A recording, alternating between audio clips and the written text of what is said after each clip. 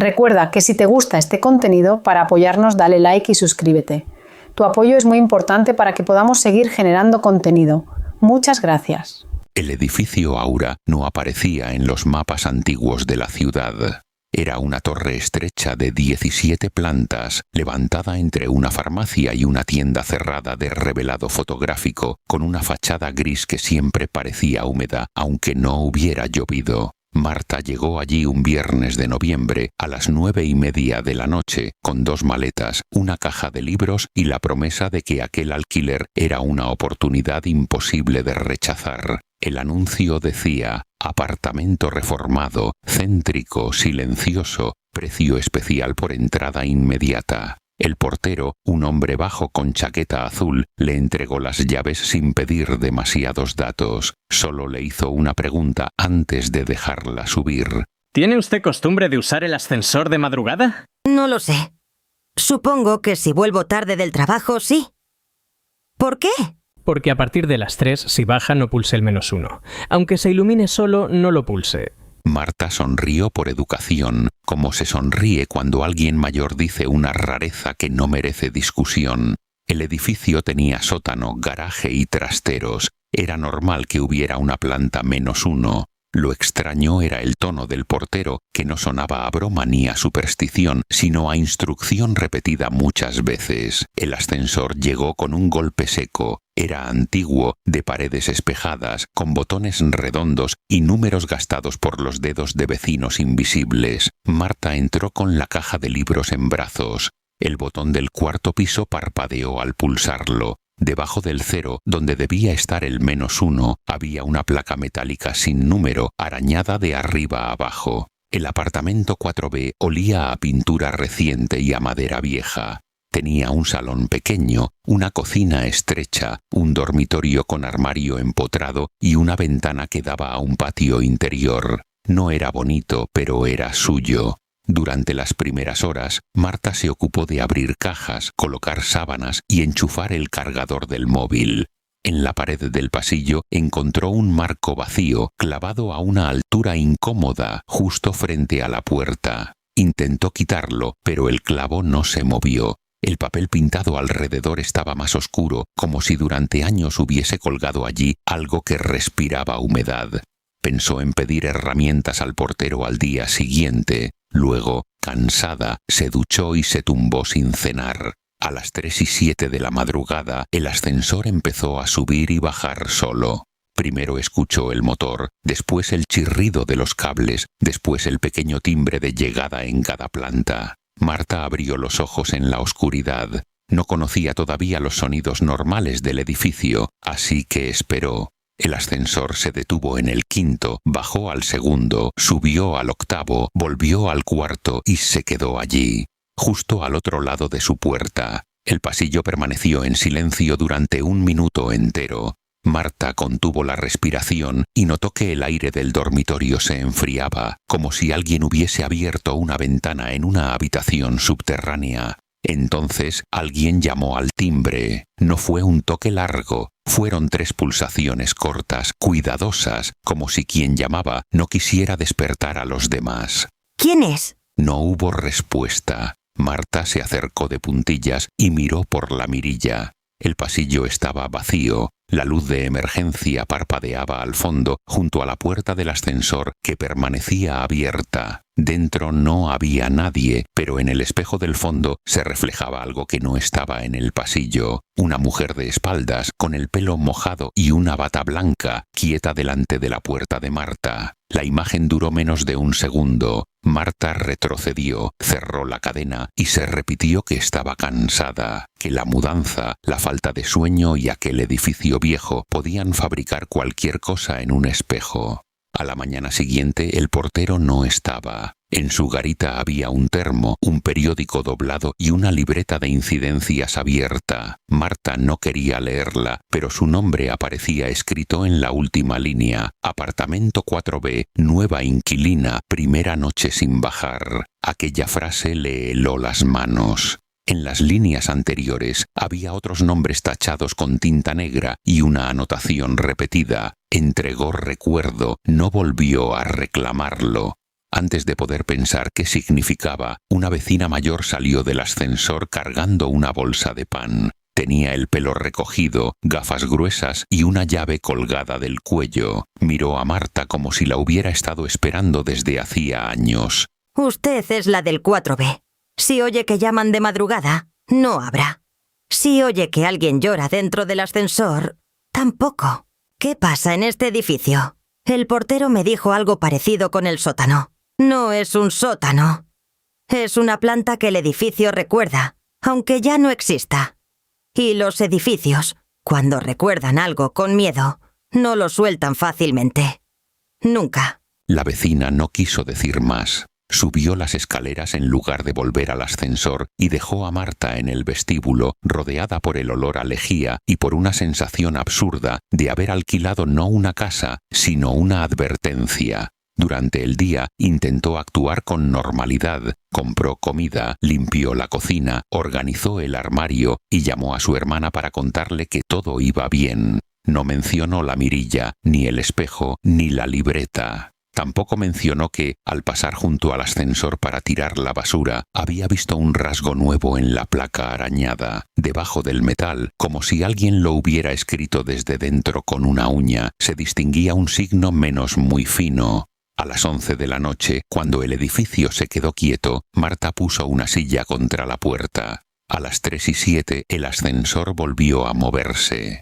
Esta vez no subió y bajó sin orden. Bajó directamente desde la planta 12 hasta la 4ª. El timbre sonó. La puerta se abrió. Marta, desde el salón, pudo ver por debajo de su puerta una franja de luz amarilla. También vio agua. Un hilo oscuro avanzó por el suelo del pasillo, se coló bajo la puerta y formó un charco pequeño junto al marco vacío de la pared. En el charco flotaba una ceniza fina, imposible en un suelo recién fregado. Entonces empezó el llanto. No venía del pasillo, sino del interior del ascensor. Un llanto de mujer adulta, cansado, lleno de vergüenza. Marta apretó el móvil con fuerza y llamó al portero. La llamada entró, pero no sonó abajo, sonó dentro del ascensor. Marta, cuelgue. No deje que escuche su voz. ¿Qué hay ahí fuera? Dígame la verdad ahora mismo. Una vecina que murió antes de que terminaran el edificio. No busca ayuda, busca relevo. La llamada se cortó. Al otro lado de la puerta, el llanto cesó. Marta escuchó unos pasos mojados acercarse hasta quedar justo frente a ella. La silla se movió 1 centímetro, no empujada con fuerza, sino probada con paciencia. Después, una voz femenina susurró su nombre. No lo dijo como lo diría una desconocida. Lo dijo con el tono exacto de su madre cuando la llamaba de niña desde la cocina. Incluso imitó esa pequeña pausa antes de la última sílaba, esa ternura doméstica que nadie fuera de su casa podía conocer. Marta sintió una punzada de nostalgia tan repentina que estuvo a punto de quitar la cadena. La salvó un detalle mínimo. Su madre nunca la llamaba Marta, siempre decía Martita. Marta, abre. Hace frío en el -1. Marta pasó el resto de la noche sentada en el suelo, con la espalda contra la puerta y un cuchillo de cocina en la mano. Al amanecer, el agua había desaparecido, pero en el marco vacío de la pared apareció una fotografía. Era en blanco y negro. Mostraba a una mujer joven, con bata clara y pelo mojado, de pie dentro del ascensor.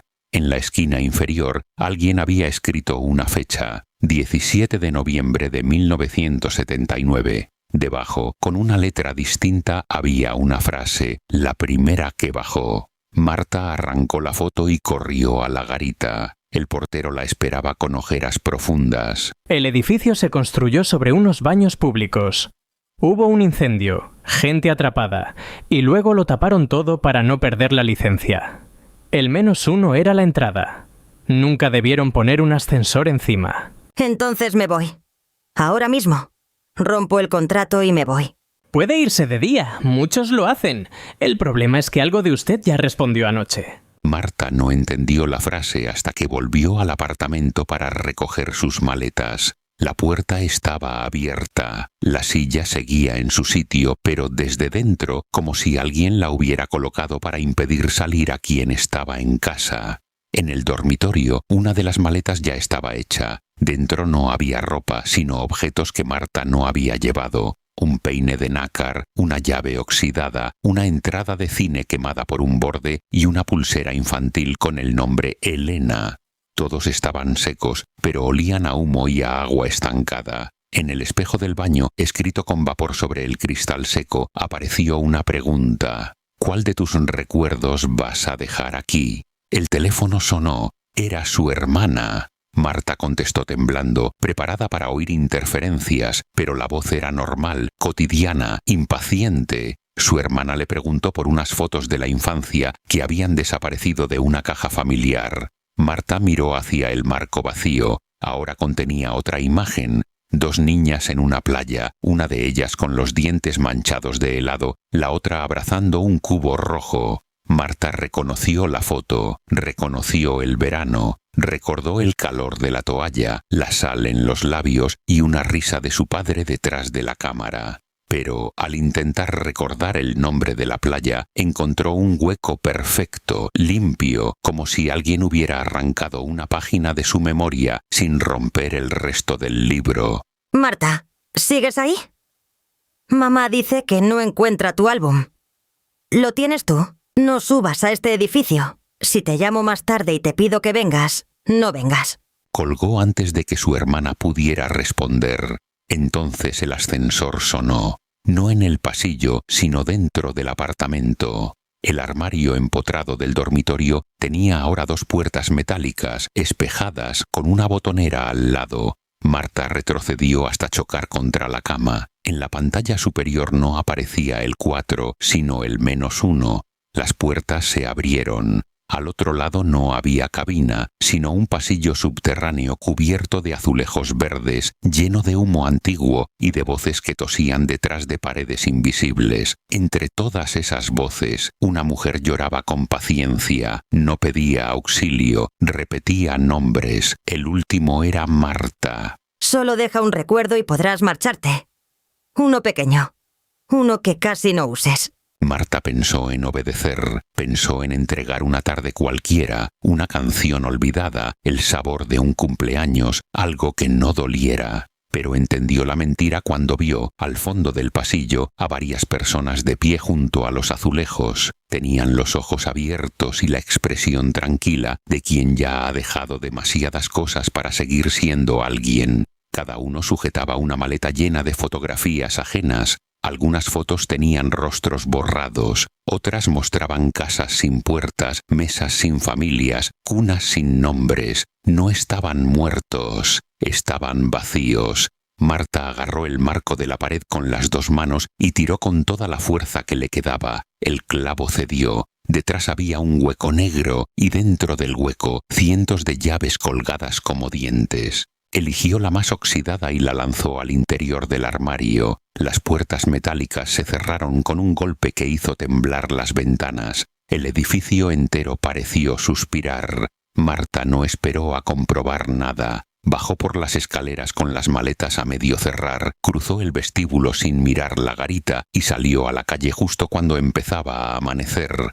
Años después, todavía evita los ascensores antiguos. Nunca recuperó el recuerdo de aquella playa, pero conserva la foto, aunque ahora aparece una tercera figura en el fondo, una mujer con bata blanca mirándola desde la orilla. En la parte trasera, alguien escribió una dirección que Marta nunca ha buscado: Edificio Aura, planta -1, y cada 17 de noviembre, a las 3:07, su móvil recibe una llamada sin número. Marta no contesta, solo escucha el ascensor del bloque donde vive detenerse en una planta que no existe, esperando a que alguien olvide la advertencia.